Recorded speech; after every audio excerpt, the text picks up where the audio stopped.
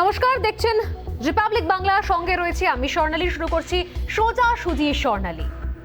এই জন্য খানিকটা প্রত্যাশিতই ছিল, এই জন্য খানিকটা কুরুক্ষেত্রের যুদ্ধের মতো, যেখানে সারথী শ্রীকৃষ্ণকে অর্জুন প্রশ্ন করছেন। অর্জুন জানতে চাইছেন যে কি হবে যুদ্ধ করে। অর্জুন চাইছিলেন না যুদ্ধক্ষেত্রে যুদ্ধ করতে, নিজের আত্মীয়, নিজের রক্তের সম্পর্কের মানুষদের ওপরে তীর চালাতে অর্জুন চাইছিলেন না। সেই সময় শ্রীকৃষ্ণ তাকে আশ্বাস দিচ্ছেন, তাকে দেখাচ্ছেন একদিকে বিশ্বরূপ দর্শন, অন্যদিকে তার সামনে সেই ছবি তুলে ধরছেন যেখানে তার বক্তব্য, তুমি কি নিয়ে এসেছিলে, সবকিছু তো আগে থেকেই হওয়া রয়েছে, সবকিছু তো আগে থেকেই তৈরি। ঠিক যেন কোথাও মুকুল রায়ের এই পিএসসি চেয়ারম্যান পদ আগে থেকেই তৈরি ছিল প্ল্যাটফর্ম, এবং সেই কারণেই শত প্রচেষ্টা সত্ত্বেও কোনোভাবেই তার বিধায়ক পদ ত্যাগ করেননি মুকুল রায়। মমতা বন্দ্যোপাধ্যায়ও কখনোই চাননি যে বিধায়ক পদ ত্যাগ করুন মুকুল রায়, বরঞ্চ সেই প্রশ্নের উত্তরে পাল্টা তার খোঁচা ছিল যে কেন দরকার বিধায়ক পদ ত্যাগ করার। মুকুল রায় তো বিজেপির এমএলএ, বিজেপি থেকেই টিকিট পেয়েছেন, সেখান থেকেই তিনি বিধায়ক হয়েছেন, সমস্যা কোথায়? আসলে সমস্যা ছিল পিএসসি, পাবলিক অ্যাকাউন্টস কমিটি, যেখানে বিরোধীরা দীর্ঘদিন ধরে সেখান থেকে নির্বাচিত কোনো এক বিরোধী নেতা সেখানে বসতেন সেই কমিটির চেয়ারম্যান হিসেবে, যাতে কোথাও রাজ্যের গণতান্ত্রিক যে পরিকাঠামো, সেই পরিকাঠামোর ক্ষেত্রে স্বচ্ছতা বজায় থাকে। কিন্তু এক্ষেত্রেও বিভিন্ন আইনি জায়গা রয়েছে, আইনের পথের হাঁটার রাস্তা রয়েছে। তবে কোথাও একটা প্রত্যাশা ছিল, কিন্তু শেষ পর্যন্ত যদিও যুদ্ধ চালিয়ে গিয়েছে বিরোধী শিবির বিজেপিরা, কিন্তু কোথাও সেই প্রত্যাশিতভাবে রাজ্য বিধানসভা পাবলিক অ্যাকাউন্টস কমিটির চেয়ারম্যান হিসেবে মনোনীত হলেন মুকুল রায়। আমরা আগেই বলেছিলাম বারবার, মুকুল রায় হওয়ার সম্ভাবনা 99%। আমরা দেখেছিলাম কিভাবে দৌড় থেকে এক এক করে সরে যায় মনোজ টিগ্গা, অশোক লাহিড়ীরা। শুভেন্দু অধিকারী অনেক আগেই সরে গিয়েছিলেন। শুক্রবার বিধানসভায় অধিবেশনের শেষে তার নাম ঘোষণা করলেন স্পিকার বিমান বন্দ্যোপাধ্যায়। মুকুল রায়ের নাম ঘোষণায় বিরোধী শূন্য হলো বিধানসভা। পরিকল্পনা মাফিক তাই চেয়েছিল শাসক দল, এমনটাই বলা হচ্ছে এখন। অর্থাৎ বিরোধীরা বিধানসভায় গুরুত্বপূর্ণ জায়গায় থাকবে না। কিন্তু পিএসসি চেয়ারম্যানের নাম ঘোষণা করতেই প্রতিবাদে বিধানসভা ছেড়ে ওয়াকআউট করে বিরোধী শিবিরের বিধায়করা। তারপরে সাংবাদিক বৈঠক করে ক্ষোভ উগরে দেন বিরোধী দলনেতা শুভেন্দু অধিকারী। তার অভিযোগ, সাধারণত বিরোধী দল থেকে পিএসসি চেয়ারম্যান নিযুক্ত করা হয়, কিন্তু ক্ষমতার জোরে, শুধুমাত্র ক্ষমতার জোরেই পরিকল্পনা করে সেই রীতি ভঙ্গ করেছে তৃণমূল কংগ্রেস। বিজেপির কোনো বিধায়ক মুকুল রায়ের নাম প্রস্তাব করেননি। এই দিকে অবশ্যই নজর থাকবে, এবং এর পাশাপাশি শুভেন্দু অধিকারী ঠিক কি বললেন আজকে এই প্রত্যাশিত ফল প্রকাশের পর, সেদিকে নজর রাখা যাক শুরুতে একবার। আমাদের 6 জনের মধ্যে মুকুল রায়ের নাম ছিল না, নেই। মুকুল রায়ের নমিনেশন প্রস্তাবও তৃণমূল কংগ্রেসের সহযোগী দল গোর্খা জনমুক্তি মোর্চার কালিম্পংয়ের বিধায়কের। তার সমর্থন করেছেন তৃণমূল কংগ্রেসের জোড়া ফুলে নির্বাচিত এগরার বিধায়ক। ভারতীয় জনতা পার্টির কোন সদস্য বা সদস্যা মুকুল রায়ের প্রস্তাবক বা সমর্থক ছিল না। মুকুল রায় বক্তব্য থেকে স্পষ্ট যে সমর্থন কেউ করেননি, কিন্তু এই সমর্থনের প্রয়োজন ছিল কি? এই সমর্থনের প্রয়োজন তো ছিল না। এর আগে আমরা দেখলাম বিধান পরিষদ বিল নিয়ে যেভাবে কোথাও একতরফাভাবে সেই বিল বিধানসভায় পাশ করে নেওয়া হলো, সেখানেও কি সমর্থনের প্রয়োজন ছিল? মেজরিটি, আসলে মেজরিটি ছিল তৃণমূল কংগ্রেসের, আছে তৃণমূল কংগ্রেসের, এবং সেই সুবিধাটা এক্ষেত্রে একদম কাজে লাগানো হলো। তার পূর্ণ সদ্ব্যবহার বা সুযোগের সদ্ব্যবহার সেভাবেই করা হলো। অর্থাৎ বিরোধীদের কোনো অপিনিয়ন, কোনো মতামতের জায়গা নেই আর, বা যদি বিরোধীরা কোনো মতামত রাখেনও তাহলে সেটা গুরুত্ব দেওয়ার দরকার নেই, কারণ মেজরিটি। সেই যে বাম আমলে শোনা গিয়েছিল কোনো এক সময় বুদ্ধদেব ভট্টাচার্যের সেই বিতর্কিত মন্তব্য যে আমরা 235 ওরা 35, সেই জায়গা থেকে দাঁড়িয়ে কোথাও তারই কোথাও একটা রিফ্লেকশন, প্রতিফলন, যেখানে সংখ্যাগরিষ্ঠ এতটাই শাসক দল, সেখানে বিরোধীরা বিরোধী হিসেবে তো বসে আছেন, কিন্তু তাদের কোনো মতামত, কোনো অভিযোগ, কোনো প্রতিবাদ গৃহীত হওয়ার জায়গা নেই। সেই কোনো অভিযোগ, কোনো প্রতিবাদ, কোনো মন্তব্য, কোনো বিরোধিতা আসলে ধোপে টিকবে না। এবং এর ইঙ্গিত কিন্তু দিয়েছিলেন মমতা বন্দ্যোপাধ্যায়, কারণ যখনই দলত্যাগ করেন মুকুল রায়, যখনই সেই ছবি দেখা যায় বাঙালির কাছে, যখন বাংলার মানুষের কাছে, অন্তত যারা ভোট দিয়েছিলেন বিজেপিতে, তাদের কাছে কোথাও দিনটা হতাশ হতাশার ছিল, কারণ তারা তো বিজেপির বিধায়ক হিসেবে মুকুল রায়কে জিতে এনেছিলেন। তারা ভাবেননি এত দ্রুত মুকুল রায় দল পরিবর্তন করবেন, আবারও ঘরে ফিরে যাবেন ঘরের ছেলে। কিন্তু তারপরও ঠিক প্রত্যাশা মতো বা যে চাপ দেওয়া হয়েছিল বিজেপির তরফ থেকে সেই মতো কিন্তু পদক্ষেপ নেননি মুকুল রায়। অর্থাৎ তিনি বিজেপির জেতা টিকিট সেটা কোনোভাবেই সেই জায়গা থেকে পদত্যাগ করেননি। তিনি আঁকড়ে রেখেছিলেন তার বিধায়ক পদ, এবং সেই ইঙ্গিত পাওয়া গিয়েছিল খোদ রাজ্যের মুখ্যমন্ত্রী মমতা বন্দ্যোপাধ্যায়ের গলায়। অর্থাৎ কোথাও মনে করা হয়েছিল সেই দিনই যে এখানে আর কোনো সমস্যা নেই, এই বিধায়ক পদ মুকুল রায় ছাড়বেন না, তিনি বিরোধী বেঞ্চেই বসবেন এবং তিনিই হবেন পিএসসির চেয়ারম্যান। তাই নয় কি? শুনুন সেদিন কি বলেছেন মমতা বন্দ্যোপাধ্যায়। নমিনেশন যে কেউ জমা দিতে পারে, এবং যিনি জমা দিয়েছেন মুকুল রায় তিনি তো বিজেপি পার্টির মেম্বার, অসুবিধার কি আছে? তাকে তো কালিম্পং থেকে এমনকি বিনয় তামাংদের পার্টিও সাপোর্ট দিয়েছে, আর আমরাও সাপোর্ট দেবো। এটা স্পিকারের ডিসিশন, আর যদি ভোটাভুটি হয় আমরা ভোটে জিতবো। আসুক না, কার কত শক্তি দেখে নিক না। মানুষের ভোটে জিতে এসেছি, ওই ভোটটাই আমরা জেতাবো যাকে প্রয়োজন তাকে। নমিনেশন যে কেউ জমা দিতে পারে, এবং যিনি জমা দিয়েছেন মুকুল রায় তিনি তো বিজেপি পার্টির মেম্বার, অসুবিধার কি আছে? তাকে তো কালিম্পং থেকে এমনকি বিনয় তামাংদের পার্টিও সাপোর্ট দিয়েছে, আর আমরাও সাপোর্ট দেবো। এটা স্পিকারের ডিসিশন, আর যদি ভোটাভুটি হয় আমরা ভোটে জিতবো। আসুক না, কার কত শক্তি দেখে নিক না। মানুষের ভোটে জিতে এসেছি, ওই ভোটটাই আমরা জেতাবো যাকে প্রয়োজন তাকে। অর্থাৎ যেরকম বললাম সেই কুরুক্ষেত্রের যুদ্ধের মতো, অর্থাৎ আগে থেকে কিছু বিষয় নির্ধারিত থাকে, আগে থেকে কিছু বিষয় নির্বাচিত থাকে, শুধুমাত্র সেটা সামনে আসার অপেক্ষা।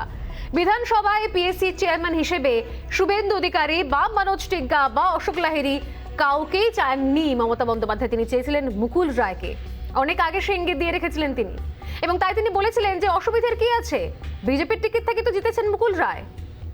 তাই তিনি এই জায়গাতেও যে অনড় ছিলেন সেটা বলার অপেক্ষা রাখেন, এবং সেই কারণে বিরোধীরা অনেক আগেই বুঝে গিয়েছিলেন পিএসসির চেয়ারম্যান তো তাদের মধ্যে থেকে কেউ হবেন না, হবেন তো মুকুল রায়। এবং সেই বিষয়তেই আজকে কোথাও শেষ পর্যন্ত স্পিকার ঘোষণা করলেন, যদিও রাস্তা থাকছে আইনের পথে হাঁটার। এর পাশাপাশি যেদিকে নজর রাখতেই হচ্ছে তা হলো একদিকে যেখানে বিধানসভায় বিরোধীদের কণ্ঠ সম্পূর্ণ অবরুদ্ধ হয়ে গেল, অর্থাৎ কোনো মন্তব্য, কোনো প্রতিবাদ, কোনো যখন ধোপে টিকছে না, কারণ সেখানে নির্বাচিত হয়ে গিয়েছেন পিএসসি চেয়ারম্যান হিসেবে মুকুল রায়, এবং এখান থেকে কোথাও শাসক দলের মানসিকতা স্পষ্ট। সেই সময় দাঁড়িয়ে শুধু বিধানসভা নয়, বিধানসভার বাইরেও কি শাসকের টার্গেট হচ্ছেন শুভেন্দু অধিকারী বিরোধী দলনেতা?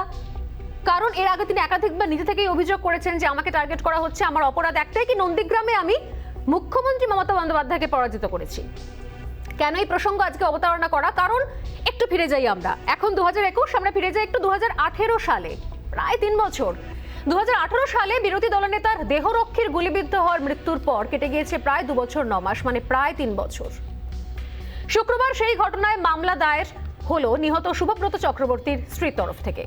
কর্মরত অবস্থায় কিভাবে গুলিবিদ্ধ হলেন স্বামী, রহস্য উদ্ঘাটনে এফআইআর দায়ের করলেন মৃতের স্ত্রী সুপর্ণা চক্রবর্তী। অভিযোগের ভিত্তিতে অজ্ঞাত পরিচয়দের বিরুদ্ধে খুনের মামলা রুজু করে তদন্ত শুরু করেছে কাঁথি থানার পুলিশ।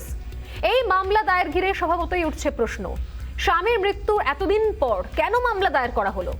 ক্যামেরার সামনে যদিও মুখ খুলতে চাইছেন না, তবে একান্ত আলাপচারিতায় মৃতের স্ত্রীর দাবি এতদিন ভয়ে মুখ খুলতে পারেননি তিনি।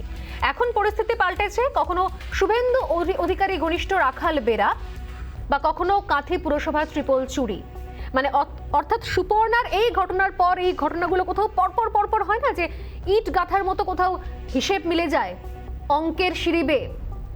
এতদিন তিনি ভয় নাকি মুখ খুলতে পারেননি, এতদিন বাদে তিনি মুখ খুললেন প্রায় 2 বছর 9 মাস বাদে, এবং একই সঙ্গে কোথাও শুভেন্দু অধিকারীর এই ঘটনার পর যোগসূত্র চলে আসছে, কখনো ট্রিপল দুর্নীতি, কখনো রাখাল বেরা। শাসক দলের বিরুদ্ধে শুরু থেকে রণং দেহি রাজ্যের বিরোধী দলনেতাকে শায়েস্তা করতে কি তাহলে মামলার বেরি পড়ানোর চেষ্টা চলছে? সন্দিহান রাজনৈতিক মহল। মৃত শুভব্রত চক্রবর্তীর স্ত্রীর অভিযোগের পরই টুইট করেন কুণাল ঘোষ, তৃণমূলের রাজ্য সাধারণ সম্পাদক। তিনি কি লিখছেন? তিনি লিখছেন টুইটে যে এনার স্বামী আপনাদেরই নেতার দেহরক্ষী ছিলেন। তিনি কাকে বলছেন? তিনি টুইটে বলছেন বিজেপির উচ্চ নেতৃত্বকে। দয়া করে তার কাতর আবেদন শুনুন।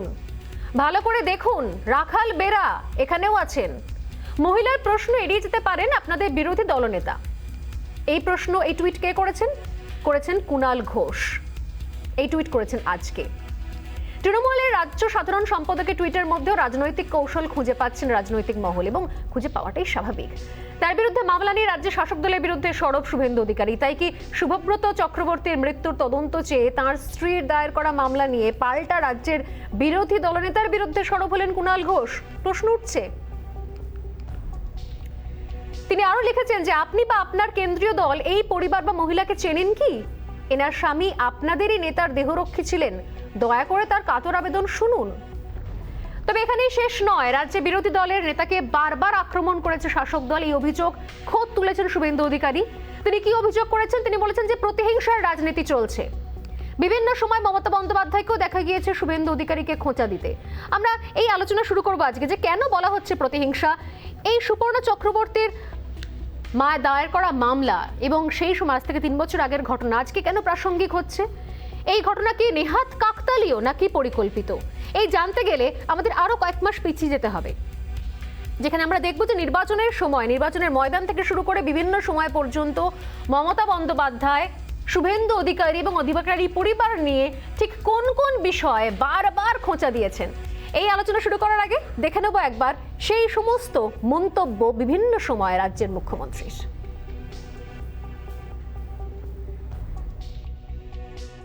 আর তৃণমূল কংগ্রেস যাকে এতদিন স্নেহ দিয়ে বড় করেছে, তার থেকে বড় তোলাবাজার কে আছে বলুন?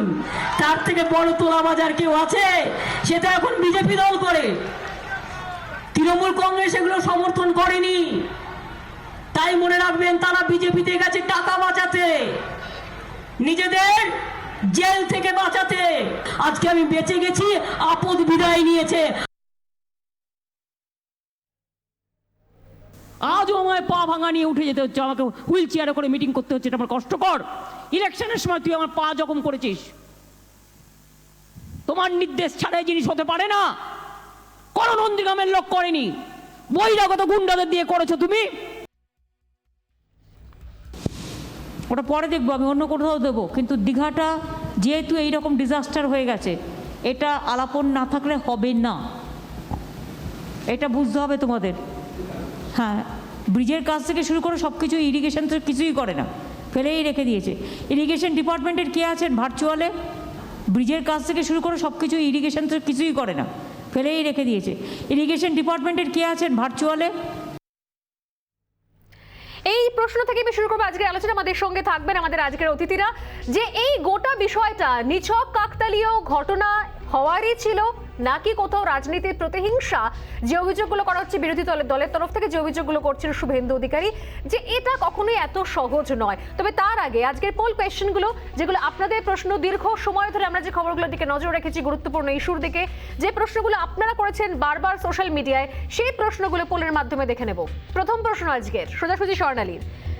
পিএসসির পর এবার দলত্যাগ বিরোধী আইন কার্যকর করার পথেই কি হাঁটবে বিজেপি? দ্বিতীয় প্রশ্ন, শুভেন্দুর বিরুদ্ধে এফআইআর কি নিছক কাকতালীয় নাকি পরিকল্পিত? তৃতীয় প্রশ্ন, একাধিক ইস্যুতে সরব শুভেন্দু, তাই কি টার্গেট? হ্যাঁ বা নার মাধ্যমে এই প্রশ্নের উত্তর আপনারা আমাদের কাছে পাঠাবেন। নিঃসন্দেহে আপনাদের প্রত্যেকটা ফিডব্যাক আমাদের গুরুত্বপূর্ণ। তবে তার আগে আলোচনায় নজর রাখা যাক কারা কারা রয়েছেন। বিজেপি নেতা কনিষ্ক পান্ডা রয়েছেন আমাদের সঙ্গে, রয়েছেন তৃণমূল কংগ্রেস নেতা বিশ্বজিৎ দেব, রয়েছেন আইনজীবী প্রিয়াঙ্কা চিব্রিওয়াল এবং রয়েছেন তৃণমূল কংগ্রেস নেতা কাথির সুপ্রকাশ গিরি। প্রত্যেককে স্বাগত রিপাবলিক বাংলা এবং সোজাসুজি স্বর্ণালীতে।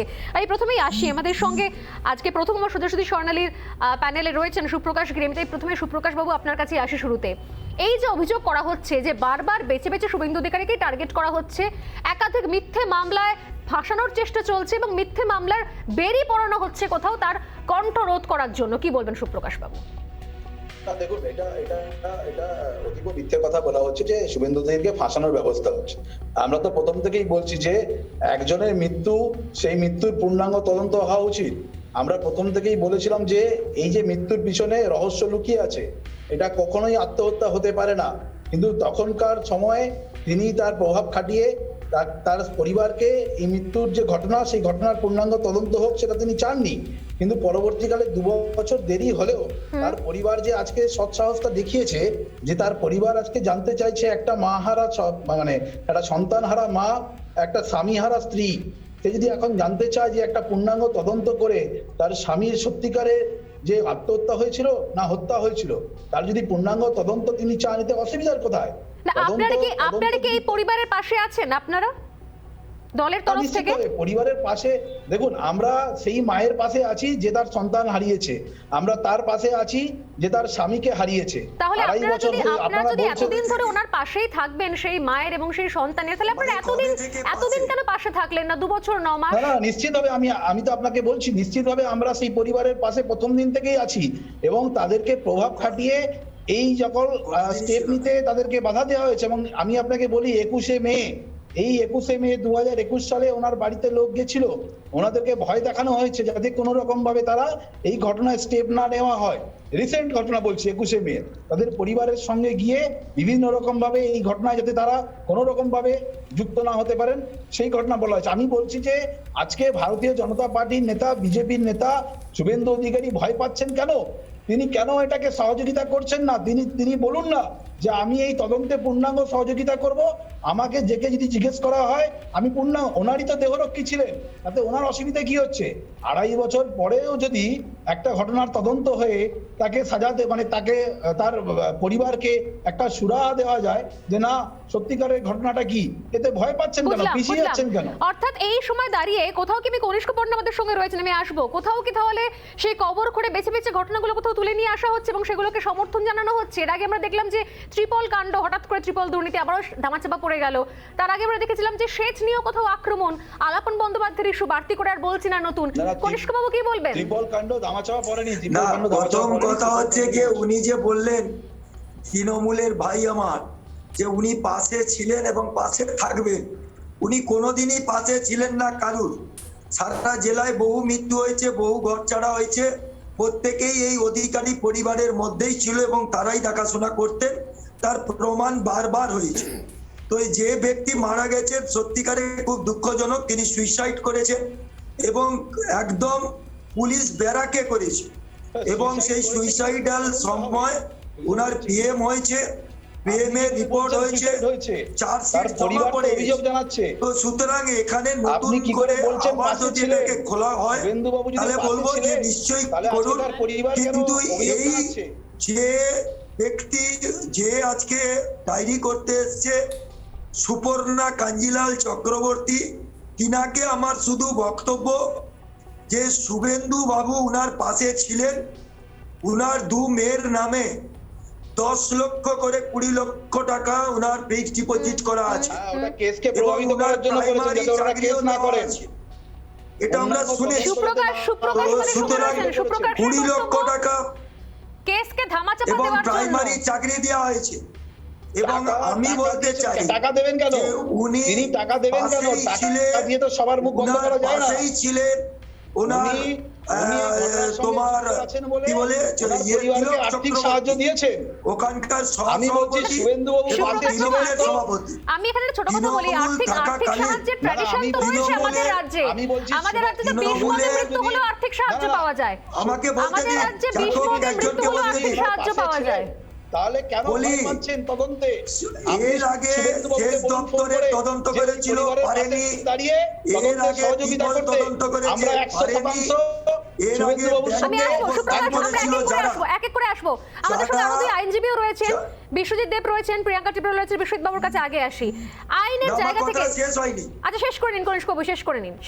হ্যাঁ, আমি বলছি যে যার আজকে বলার কথা নিশ্চয়ই বলবেন, কিন্তু তিনি তো হাইকোর্টে যেতে পারতেন। ওনার সম্পর্কিত যিনি দাদা মানে ভাসুর দেওয়ার হন, তিনি সেখানকার ব্লক সভাপতি তৃণমূলে, বর্তমান এমএলএ, তিনি কেন এতদিন দেখেননি?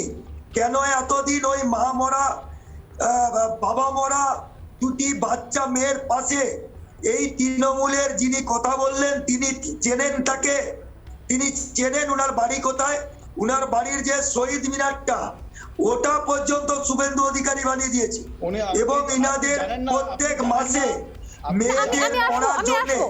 খরচ আমি দুজনের খরচা কাছে দেওয়া আসবো। হয়। কোন সময় একটু সময় উনি দিন, কি বাকিরাও জানেন? রয়েছে, বাকিদেরও কথা বলার জায়গা দিন। আমি বিশ্বজিৎ দেবের কাছে আসবো, প্রিয়াঙ্কা ত্রিপুরালার কাছেও আসবো, তবে তার আগে আমি একটা বাইট শুনিয়ে নেবো। বিভিন্ন সময় যে আলাদা করে কোথাও টার্গেট করা হচ্ছে শুভেন্দু অধিকারীকে, শুভেন্দু অধিকারী বিভিন্ন সময় কি মন্তব্য রেখেছেন সেদিকেও নজর রাখতে হবে। কারণ কেন এই প্রসঙ্গটা উঠছে, কেন বলা হচ্ছে যে গোটা ঘটনাটা কাকতালীয়, নেহাত এই ঘটনাটা ঘটার ছিল, এই অভিযোগগুলো আসার ছিল, নাকি কোথাও পরিকল্পিত, এতদিন বাদে কোথাও সাজানো হচ্ছে? মানে কারণ সেই ভালো ছেলেরা তারা কি বদলে গিয়েছে কোথাও গাদ্দারে, মির্জাফারে, এগুলো বহুবার চর্চিত হয়েছে। এর পাল্টা শুভেন্দু অধিকারী বিভিন্ন সময় কি মন্তব্য করেছেন, চলো সেটা আগে শুনে নেওয়া যাক। মাননীয় নন্দীগ্রাম থেকে নমিনেশন করেছেন, আমি আজকে অবজেকশন করেছি। 6টা মামলা আছে ডায়েরিটাতে, 6টা মামলা সাপ্রেস অফ ফ্যাক্ট। 18 সালে 5টা আসামে মামলা হয়েছিল, দেয়নি, আর একটা সিবিআইয়ের কাছে মামলা পেন্ডিং আছে, সেটা দেয়নি। আমি আজকে কমপ্লেন করেছি। এই গোটা মিথ্যার উপরে দাঁড়িয়ে আছে, নিজে মিথ্যাবাদী, গোটা রাজ্যটাকে ওই জায়গায় নিয়ে যাচ্ছে। লুট করেছে, অবশ্যই তদন্ত করা। আমাদের নাম বলে হ্যাঁ, অধিকারী পরিবার বলছেন। তিনি আগে তোলাবাজ ভাইপোকে সামলান, কলমা ঠিক পড়েন আর হিন্দু মন্ত্র ভুল পড়েন, এগুলো বুঝছি। বেগম জিতছে না এখানে, বেগম জিততে পারবেন, বেগম জিততে পারছে। এক মিনিট, বিরোধী দলনেতাকে মর্যাদা হয়তো দিতে না পারেন, কারণ আপনি নন্দীগ্রামে আমার কাছে হেরেছেন। আপনার দুঃখ আছে, যন্ত্রণা আছে। একজন নন এমএলএ মুখ্যমন্ত্রী, একজন মানুষের ভোটে জেতা এমএলএ এবং সংবিধান মেনে রেকগনাইজ স্বীকৃত বিরোধী দলনেতা, তাকে অপমান করার অধিকার আপনাকে কেউ দেয়নি। একজন নন এমএলএ মুখ্যমন্ত্রী, সেই জন্যই সেই জ্বালা ভুলতে পারছেন না, সেই কারণে একটার পর একটা প্রতিহিংসার ছক সাজানো হচ্ছে। শুভেন্দু অধিকারীর অভিযোগ বিভিন্ন সময়। বিশ্বজিৎ দেব আমাদের সঙ্গে রয়েছেন, আইনজীবী, কি বলবেন বিশ্বজিৎ বাবু? আইনি বেড়ায় কোথাও বেঁধে ফেলার চেষ্টা করা হচ্ছে বিরোধী স্বর? দেখুন, না না না, একেবারেই না। দেখুন, প্রথম কথা হচ্ছে যে যিনি মৃত, যিনি মারা গেছেন, ওনার দেহরক্ষী, ওনার ভাই তখনই কিন্তু বলেছিলেন যে আমার ভাই, আমার দাদা সুইসাইড করতে পারে না। তখনই উনি একটা সন্দেহ প্রকাশ করেছিলেন, কিন্তু তার পরবর্তীকালে আমরা দেখতে পেরেছি। আরে কথাটা শেষ করতে দিন না, কেন কথা বলছেন মাঝখানে? পাইলট ভ্যানে ছিলেন আপনি, কেন কথা বলছেন মাঝখানে? আমাকে কথা বলতে দিন। ভুল বলছেন না, প্লিজ বলুন বিশ্বজিৎ বাবু, আমাদের সময় একদম। হ্যাঁ, যে তারপরে যখন এই ঘটনাটা ঘটলো, ঘটনাটা যখন এরকম ঘটে গেল, তারপরে দেখা গেল যে নানানভাবে তার স্ত্রীর ওপর চাপ সৃষ্টি করা হয়েছে। কিন্তু আমার এবার আইনের প্রশ্ন, যে আজকে কথাটা কি হচ্ছে যে 3 বছর বাদে একটা এফআইআর হয়েছে। আপনি বলুন তো, আইনে কোথায় লেখা আছে যে 3 বছর বাদে এফআইআর হলে সেই এফআইআরটা গ্রাহ্য হবে না? আইনে কোথায় এফআইআর লজ করার ব্যাপারে টাইম লিমিট দেওয়া আছে? কোথাও টাইম লিমিট দেওয়া নেই। কোথায় বলা আছে যে 3 বছর বাদে যদি এফআইআর হয় সেই এফআইআরটা বেআইনি? আজকে সুপ্রিম কোর্ট, আমার কথা শেষ করতে দিন, সুপ্রিম কোর্টের একাধিক জাজমেন্ট আছে যে ডিলে ইন লজিং এফআইআর। আমার কাছে জাজমেন্টের আমার কাছে সব সাইটেশন আছে সুপ্রিম কোর্টের, কিন্তু এখন আপনাদের চ্যানেলে এত সময় হবে না, তা নাহলে আমি একটা করে জাজমেন্ট আপনাদেরকে পড়ে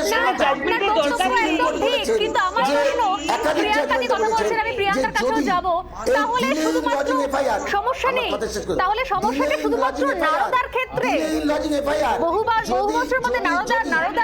মামলা ওপেন হলে তাহলে সমস্যা, এই ধরনের জিনিসগুলো চলে আসে। আপনি তো কথা শেষ করতে দিচ্ছেন না, আমার কথাটা শেষ করতে দিন, কথাটা শেষ করতে দিন। মাঝখানে কেন কথা বলছেন? কথাটা শেষ করতে দিন।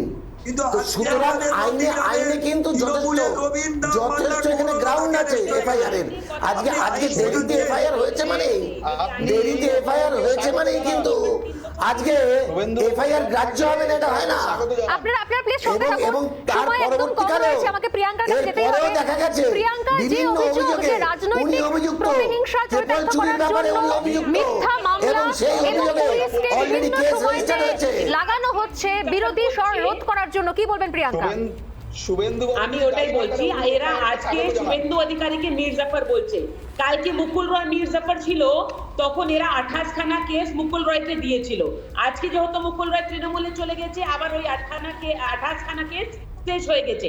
কিন্তু আমি একটা জিনিস জিজ্ঞেস করতে চাইছি যে তাহলে এই ইনভেস্টিগেশনটা সিবিআই কে দিয়ে দিন কেন? 2018-এ যদি একটা ক্রাইম হয়েছে তখন গভর্নমেন্টে ছিল তৃণমূল, তারা কোনো অ্যাকশন নেননি কেন? পুলিশ ওনার হাতে ছিল, কন্ট্রোলে ছিল, স্টেট গভর্নমেন্ট তখন দেখেনি যে ওকে ভয় দেখানো হচ্ছে।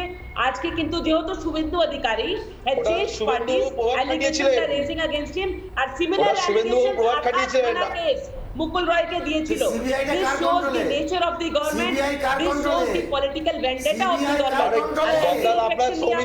সিবিআই কার কন্ট্রোলে, তাহলে রাজ্য পুলিশ কার কন্ট্রোলে? লাগে না, মানুষ পেয়েছে ভোট, সেটাকে আপনি মিসইউজ করে এখন পার্টি চেঞ্জ করে নিয়েছেন। আরে মুকুল রয়কে কোনোদিন মানুষ ভোট দেয়নি, সেই জন্য কোনো ইলেকশন জিততে পারেনি, এবারে বিজেপি সিম্পলে জিতেছে, সেই ভোটটা বিজেপিকে দেওয়া হয়েছে। আর শুনুন, মমতা ব্যানার্জি বলুন, তৃণমূল কংগ্রেস বলুন, এই সরকারে দেশটা আজকে শুভেন্দু অধিকারী তো রাজ্যের পচা আজকে নানা রকম আমাদের 2018-তে আমার খুব সহজ সংক্ষেপ প্রশ্ন, মন্ত্রী ছিলেন তখন আমাদের পচাদের ছেড়ে দিয়েছি, মানে শুধুমাত্র শাসক দল তাহলে কি যা খুশি করতে পারবে যে কোনো জিনিস, মানে এই ক্ষেত্রে এটা বিরোধী শাসক দল করেনি, এফআইআরটা শাসক দল করেনি, এফআইআরটা পরিবারের লোক করেছে, শাসক দল কেন বলছে? প্রশ্ন করছেন যাতে এফআইআর তো পরিবারের লোক করেছে। দেখুন, আমি প্রথম দিনই বলেছি আর বারবার বলছি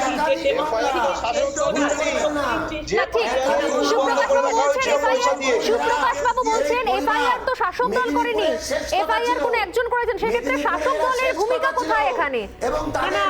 শাসক দলের ভূমিকা কোথায়? না না, এরা তো বলেন না যে মুকুল রয়কে তো ভয় দেখিয়ে ভিতরে নিয়ে নিয়েছিল। আমি সেই কথাটা বলছি, এই এফআইআরটাকে ভয় দেখিয়ে করা হচ্ছে। এক এক করে বলুন প্লিজ, এক এক করে বলুন, সময় শেষ। ওনার ওয়াইফকে এফআইআর করতে হতে পারে না। যত শাস্তি দাবি করছি এবং শুভেন্দু বাবুকে বলুন এফআইআর কে স্বাগত জানাতে।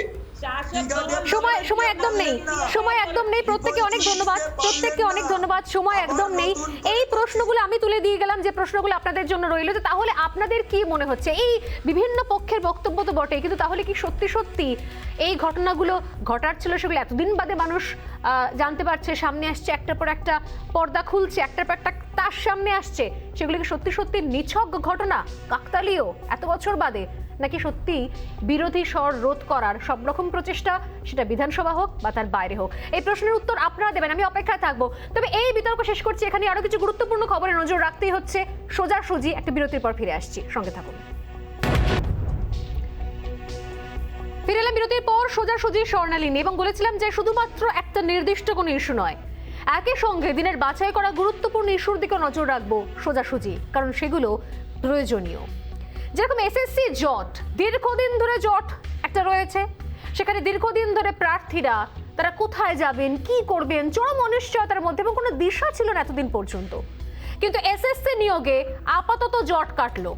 অন্তর্বর্তী স্থগিতাদেশ প্রত্যাহার করলো কলকাতা হাইকোর্ট। অভিযোগ থাকলে কমিশনে জানাতে পারবেন এবার চাকরি প্রার্থীরা। এছাড়াও খোলা থাকছে আদালতের দরজাও। আমার আজকের প্রথম প্রতিবেদন।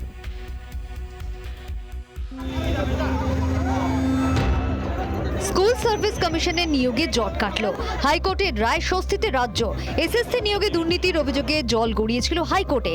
তার ভিত্তিতেই নিয়োগ প্রক্রিয়ায় অন্তর্বর্তী স্থগিতাদেশ দেয় কলকাতা হাইকোর্ট। শুক্রবার সেই স্থগিতাদেশ তুলে নিল আদালত। নিয়োগ প্রক্রিয়ায় অন্তর্বর্তী স্থগিতাদেশ প্রত্যাহার। তালিকায় অসন্তুষ্ট হলে কমিশনে অভিযোগ জানানো যাবে। 2 সপ্তাহের মধ্যে ইমেল বা সরাসরি আবেদন করা যাবে। ইমেল বা চিঠি দিয়ে তার উত্তর দিতে হবে কমিশনকে। 12 সপ্তাহের মধ্যে গোটা প্রক্রিয়া সম্পন্ন করতে হবে। অভিযোগ থাকলে খোলা থাকবে আদালতের দরজা। নিয়োগ প্রক্রিয়ায় বিলম্বে নারাজ হাইকোর্ট।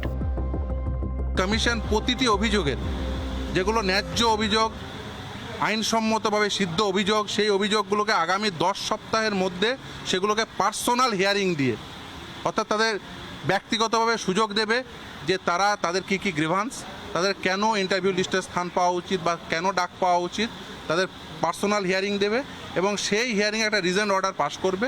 এবং তারপরেও যদি এগ্রি থাকে তাহলে আদালতের দ্বার অবশ্যই খোলা আছে। একই সঙ্গে 2016 সালে যারা আবেদন করেছিলেন তাদের 5 বছর ছাড় দেওয়া যায় কিনা তা গুরুত্ব দিয়ে দেখার নির্দেশও দেয় আদালত। আদালত চাইছেন যে আগামী যে নিয়োগ প্রক্রিয়া হবে সেখানে যেন 5 বছর বয়সের ছাড় দেওয়া হয়। সেক্ষেত্রে স্কুল সার্ভিস কমিশন এবং স্টেটকে তিনি রিকোয়েস্ট করেছেন। আজকে রাজ্যের অ্যাডভোকেট জেনারেল তিনি চাইছিলেন একটা ফার্দার হিয়ারিং। তৃতীয়বার সরকার গঠনের পর প্রাথমিক ও উচ্চ প্রাথমিকে নিয়োগ প্রক্রিয়ার ঘোষণা করেন মুখ্যমন্ত্রী মমতা বন্দ্যোপাধ্যায়। উচ্চ প্রাথমিকে 14,500 শিক্ষক নিয়োগ করা হবে বলে জানান তিনি। সেই মতো পর্ষদের তরফে উদ্যোগ শুরু হয়, কিন্তু নিয়োগ প্রক্রিয়া নিয়ে ভুরি ভুরি অভিযোগ সামনে আসে। এসএসসি নিয়োগ নিয়ে রাজ্যের ভূমিকা নিয়ে ওঠে প্রশ্ন। দেখা যাচ্ছে যে রিটেনে পাস করেনি, সে ওরালে পাস করে যাচ্ছে। তার জন্য যারা সুযোগ পেল না তারা কমিশনকে বলতেই পারে যে আমার খাতা দেখান, আমি কত পেয়েছি না পেয়েছি, বা যে পেলো তারটাও দেখানো দরকার। প্রত্যেকটা একটা ট্রান্সপারেন্সি থাকা দরকার। হাইকোর্ট অন্তর্বর্তী স্থগিতাদেশ তুলে নিলেও শুক্রবারও বিক্ষোভ দেখান এসএসসি পরীক্ষার্থীরা। উত্তেজনা ছড়ায় সল্টলেক এসএসসি ভবনের সামনে।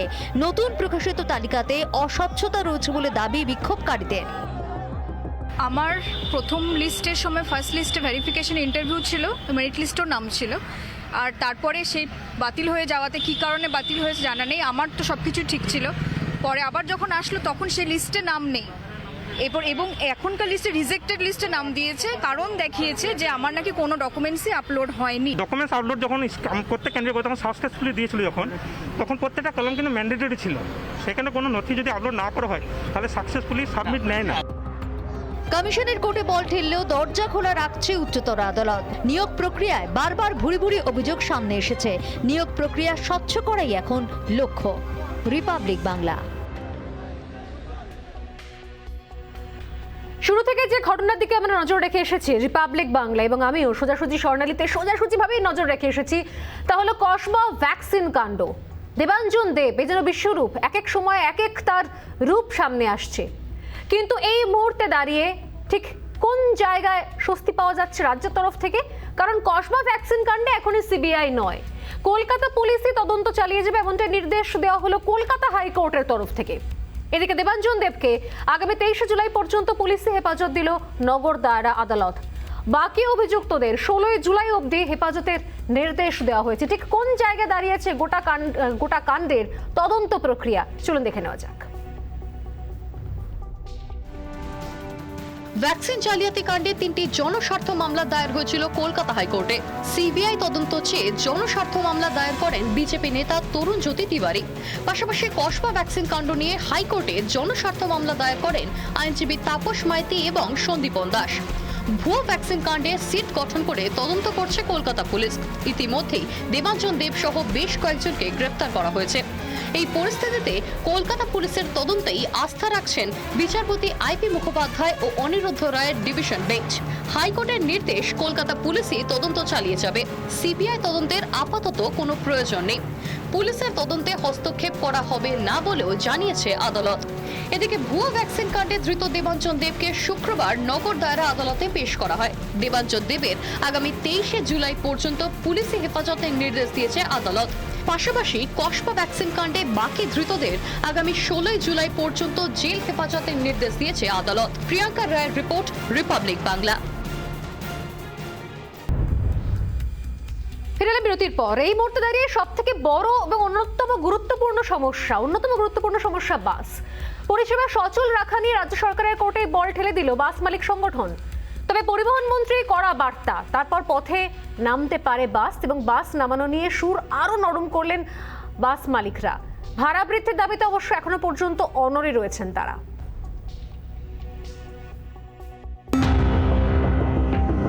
আগে রাস্তায় নামুক বাস, তারপর আলোচনা।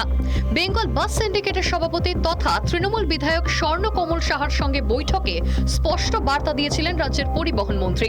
পরিবহন মন্ত্রীর কড়া এই বার্তার পরে বাস নামানো নিয়ে অবস্থান বদল করেন বাস মালিকরা। বাস মালিক সংগঠনের কর্তারা জানিয়েছিলেন তাঁরা কাউকে বাস নামাতে বারণ করেননি। একই সঙ্গে পেট্রোল পণ্যের অস্বাভাবিক মূল্য বৃদ্ধির জেরে 50% যাত্রী নিয়ে বাস নামানো সম্ভব নয় বলেও জানান বাস মালিকরা। সম্প্রতি মুখ্যমন্ত্রী ঘোষণা করেছেন চলতি বছরের 31 31শে ডিসেম্বর পর্যন্ত রোড ট্যাক্স ও অতিরিক্ত কর মকুব করার কথা। রাজ্য বাজেটেও এই প্রস্তাব রাখা হয়েছে। তবে মমতা বন্দ্যোপাধ্যায়ের ঘোষণা প্রসঙ্গে বাস মালিকদের বক্তব্য, তারা ভর্তুকি চান না। অটো নিজেদের ভাড়া ঠিক করতে পারলে বাস ভাড়া মালিকরা ঠিক করতে পারবেন না কেন? প্রশ্ন তুলেছেন ভাড়া বৃদ্ধির দাবিতে অনড় বাস মালিকরা। অটো যদি তার নিজের ভাড়া সিদ্ধান্ত নিতে পারে, বাস মালিকরা এখন তার নিজের ভাড়া সিদ্ধান্ত নিতে পারবে না। এই দৃষ্টান্তটা সরকার তৈরি করুক, এইটার নতুন দৃষ্টান্ত তৈরি হবে। মিষ্টির দোকানে যদি দুধের দাম বাড়ে বা চিনির দাম বাড়ে, যদি রসগোল্লার দাম বাড়াতে পারে, বাস মালিকরা কেন তার নিজের ভাড়া তৈরি করতে পারবে না? বাস চালানোর দৈনিক খরচ ও আয় ব্যয়ের হিসেবের বিস্তারিত তথ্য সহ রাজ্য সরকারকে চিঠি দিয়েছে অল বেঙ্গল বাস মিনিবাস সমন্বয় সমিতি। কম্পারেটিভ স্টেটমেন্টটা প্রস্তুত করে মাননীয় মন্ত্রীকে দিয়েছি। সেখানে আমরা 2020 যে লকডাউনের পূর্ববর্তী পরিস্থিতি কী ছিল, 2020 লকডাউন পরবর্তী এবং 2021 যে লকডাউনের পূর্ববর্তী অবস্থা, সেটাকে একটা হিসেব নিকেশ করে দিয়েছি। আর পরবর্তীকালে 1 জুলাই থেকে যে লকডাউনটা ওঠার পর কি হতে পারে তার একটা কম্পারেটিভ স্টেটমেন্ট আমরা দিয়েছি। সেই সঙ্গে রাজ্য বাস পরিষেবা সচল রাখা নিয়ে রাজ্য সরকারের কোর্টেই বল ঢেলেছেন বাস মালিকরা। জয়েন্ট কাউন্সিল অফ বাস সিন্ডিকেটের দাবি, 23 জেলায় 23টি সমবায় ব্যাংক রয়েছে। ব্যাংকগুলির মাধ্যমে 2 লক্ষ টাকা করে বাস পিছু অল্প সুদে ঋণ দেওয়া হোক। এই 23টা সমবায় ব্যাংক থেকে যে বাস মালিকরা 2020 থেকে আজ অবধি যে খরচার জন্যে, মেনটেন্যান্সের জন্যে ইন্স্যুরেন্স দিতে পারছে না বলে গাড়িগুলো দাঁড়িয়ে আছে, সে তাদেরকে প্রতিটা জেলায় আরটিওর মাধ্যমে, সমবায় ব্যাংকের মাধ্যমে 2 লক্ষ টাকা করে তাদেরকে দেওয়া হোক প্রতি মালিককে, প্রতি বাস পিছুকে। তাহলে গাড়িগুলো রাস্তা নামানো একটা প্রতিকূল অবস্থা তৈরি হবে। পাশাপাশি ইতিমধ্যে সরকার ভাড়া বৃদ্ধি নিয়ে একটা ইমিডিয়েট সিদ্ধান্ত ঘোষণা করুক। 4 থেকে 15 বছরের পুরনো বাসগুলিকে আরও 2 বছর এক্সটেনশন দেওয়ার দাবিতেও সরব হয়েছে joint council of bus syndicate. অতিমারি পরিস্থিতিতে পকেটে টান পড়েছে সাধারণ মানুষের, তাই দাবি ন্যায্য মানলেও বাস ভাড়া বাড়াতে নারাজ রাজ্য সরকার। এই পরিস্থিতিতে বাস মালিকরা সরকারের কোর্টে বল ঠেলল বলেই মনে করছে ওয়াকিবহল মহল। ভিডিও জার্নালিস্ট প্রসূন বসুর সঙ্গে অনুপম পাত্র, রিপাবলিক বাংলা। আমরা মোটামুটি ভুয়োর রাজত্বেই বাস করছি, মানে চারিদিকে ভুয়ো, আগাছার মতো চারিদিকে গজিয়ে উঠেছে ভুয়ো আইপিএস, ভুয়ো আইএস, ভুয়ো ডাক্তার, ভুয়ো বিচারপতি, সব জায়গায় ভুয়ো। এবং এই সময় দাঁড়িয়ে আরো একটা ভুয়োর ঘটনা সামনে নিয়ে আসি। ভুয়ো ডিগ্রি নিয়ে চিকিৎসা করার অভিযোগ, পান্ডুয়ায় গ্রেপ্তার এক চিকিৎসক সহ 4 জন। দায়ের হওয়া লিখিত অভিযোগের ভিত্তিতে অভিযুক্তকে গ্রেপ্তার করেছে পান্ডুয়া থানার পুলিশ। শুরু হয়েছে তদন্ত। প্রশ্ন উঠছে, এই ভুয়োর জাল থেকে শেষ পর্যন্ত কবে মুক্তি পাবো আমরা?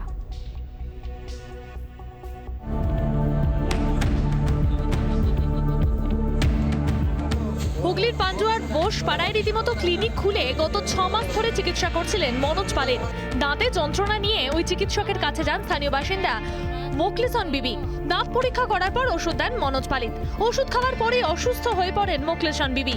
এতটাই অবস্থার অবনতি হয় যে তাকে পান্ডুয়ার গ্রামীণ হাসপাতালে ভর্তি করতে হয়।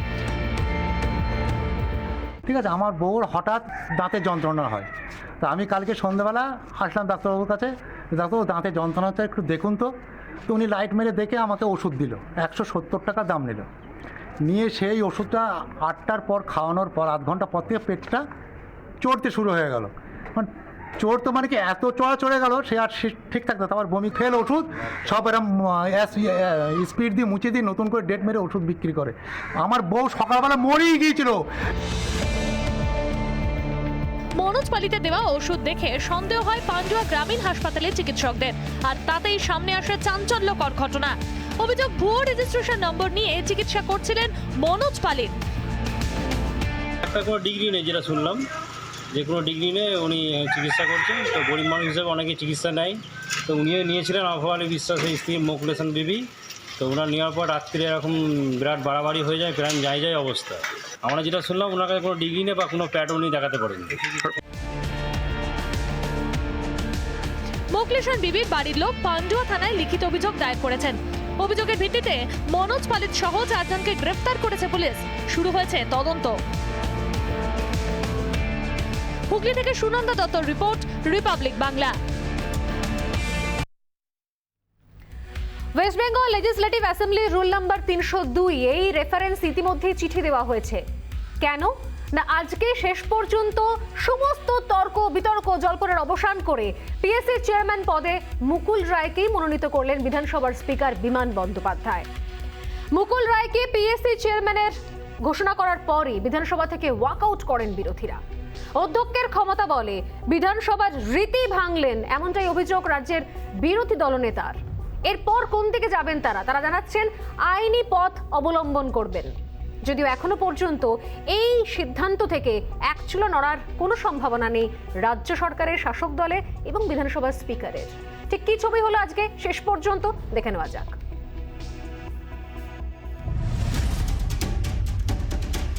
কৃষ্ণনগর উত্তর বিধানসভা থেকে বিজেপির টিকিটে বিধায়ক, ভোটের পর দল বদলালেও ছাড়েনি বিধায়ক পদ। তৃণমূলের প্রত্যাবর্তনের পরই পিএসসি চেয়ারম্যান পদে তার নাম নিয়ে শুরু হয় জোর জল্পনা। দিন কয়েকের টানাপোড়েনের পর বিধানসভায় পাবলিক অ্যাকাউন্টস কমিটির চেয়ারম্যান হিসেবে মুকুল রায়ের নামে শিলমোহর দিলেন স্পিকার বিমান বন্দ্যোপাধ্যায়। মুকুলের নাম ঘোষণা হতেই বিধানসভায় ওয়াকআউট করে বিরোধীরা। পরে সাংবাদিক সম্মেলনে অধ্যক্ষের বিরুদ্ধে রীতি ভঙ্গের অভিযোগ তুলে সরব হয়েছেন রাজ্যের বিরোধী দলনেতা শুভেন্দু অধিকারী। সরকারের খরচ করার অধিকার যেমন আছে, তার পরীক্ষা নিরীক্ষা করার দায়িত্বটা বিরোধী পক্ষের আছে। এটা গণতন্ত্রের একটা বড় ব্যবস্থা। অত্যন্ত পরিতাপের সঙ্গে পশ্চিমবঙ্গ বিধানসভার শাসক দল অধ্যক্ষের তার ক্ষমতার বলে এই চিরাচরিত প্র্যাকটিস, রীতি, ঐতিহ্যকে ভাঙলেন। বিধানসভায় গুরুত্বপূর্ণ এই কমিটি সরকারি আয় ব্যয়ের হিসাব রাখে। রীতি অনুযায়ী বিরোধী দলকে এই আসন দেওয়া হয়। যদিও চূড়ান্ত সিদ্ধান্ত নেন স্পিকার। খাতায় কলমে মুকুল বিজেপি বিধায়ক হলেও জার্সি বদলে এখন তিনি ঘাসফুল শিবিরে। তাকে যে পিএসসি চেয়ারম্যান করা হবে তার ইঙ্গিত আগেই দিয়েছিলেন মমতা বন্দ্যোপাধ্যায়। নমিনেশন যে কেউ জমা দিতে পারে, এবং যিনি জমা দিয়েছেন মুকুল রায়, তিনি তো বিজেপি পার্টির মেম্বার। অসুবিধার কি আছে? তাকে তো কালিম্পং থেকে এমনকি বিনয় তামাংদের পার্টিও সাপোর্ট দিয়েছে, আর আমরাও সাপোর্ট দেবো। এটা স্পিকারের ডিসিশন, আর যদি ভোটাভুটি হয় আমরা ভোটে জিতবো। পিএসসি চেয়ারম্যান পদে মুকুলের নাম ঘিরে বিধি ভঙ্গের অভিযোগে সরব হয়েছে বিরোধী শিবির। বিধানসভার ভিতরে ও বাইরে সুর চড়িয়েছে গেরুয়া শিবির। মুকুল রায়ের বিরুদ্ধে দলত্যাগ বিরোধী আইন নিয়েও আরও মরিয়া হয়ে বিজেপি যে মাঠে নামবে তা কার্যত স্পষ্ট। রিপাবলিক বাংলা। যে পিএসসি নিয়ে এত বিতর্ক, সেই পিএসসির ফুল ফর্ম কি? পাবলিক অ্যাকাউন্টস কমিটি, অর্থাৎ বিধানসভার যে আয় ব্যয়ের হিসেব, সরকারি আয় ব্যয়ের হিসেবের নির্দিষ্ট একটি কমিটি। যে কমিটি থেকে কোথাও বোঝা যাবে যে সরকারি হিসেব ঠিক কোন খাতে বইছে, কি আয় হচ্ছে, কোথায় ব্যয় হচ্ছে। এবং এতদিনের রীতি কি ছিল? রীতি ছিল যে এই আয় ব্যয়ের হিসেব রক্ষা কমিটির মাথায় বসবেন বিরোধী দলের কেউ, যাতে স্বচ্ছতা বজায় থাকে, যাতে সরকার চাইলেই যা খুশি আয় বা ব্যয়ের হিসেব দেখাতে পারবে না। কিন্তু সেই রীতি কোথাও ভেঙে চুরমার হয়ে গেল আজ। কখনো শঙ্কর সিং, কখনো মানস ভুঁইয়া, এবার কি মুকুল রায়? মুকুল রায় বিধানসভায় পিএসসি চেয়ারম্যান পদে কৌশলে দখলে রাখতে মরিয়া ছিলেন মমতা বন্দ্যোপাধ্যায় সরকার, এবং শেষ পর্যন্ত সেটাই হলো যেটার কোথাও আঁচ পাওয়া গিয়েছিল অনেক আগে। এবং এখানেই প্রশ্ন উঠছে, তাহলে কি এই হিসেবের গড়মিলটা রুখতেই বা এই গড়মিলকে লুকিয়ে রাখতেই এই কৌশল? কি ছিল এতদিন পর্যন্ত বিধানসভার রীতি? দেখে নেওয়া যাক।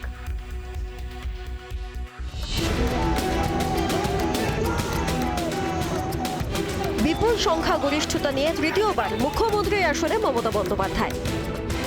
গঠিত হয়েছে নতুন মন্ত্রিসভা। বঙ্গ বিধানসভায় অধিবেশন পর্ব শুরু হলেও গোল বেঁধেছে পাবলিক অ্যাকাউন্টস কমিটি ঘিরে। কিন্তু কেন এই বিতর্ক? বিধানসভার সবচেয়ে গুরুত্বপূর্ণ কমিটি পিএসসি। সরকারি আয় ব্যয়ের হিসাব রাখে এই কমিটি। সেই ভিত্তিতেই তৈরি হয় অডিট রিপোর্ট।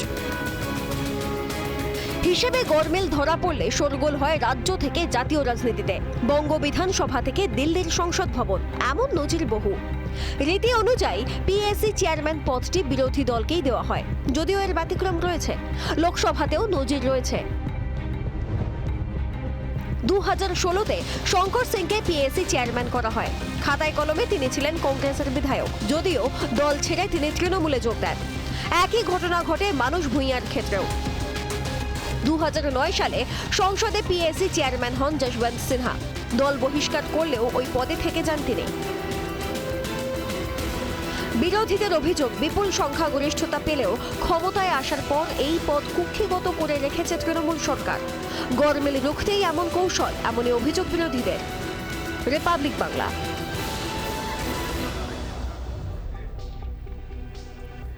এই বিভিন্ন ইস্যুগুলো থাকবে, এই বিভিন্ন ইস্যুগুলোর দিকে নজর থাকবে আমাদের, এবং তার সঙ্গেই দিনের বাছাই করা গুরুত্বপূর্ণ ইস্যু তুলে ধরবো আমি, প্রশ্ন করব সোজাসুজি। তবে সোজাসুজি স্বর্ণালী আজকে শেষ করছে এখানেই। আবারও দেখাবে আগামীকাল ঠিক সন্ধ্যে 6টা 57 মিনিটে। নমস্কার।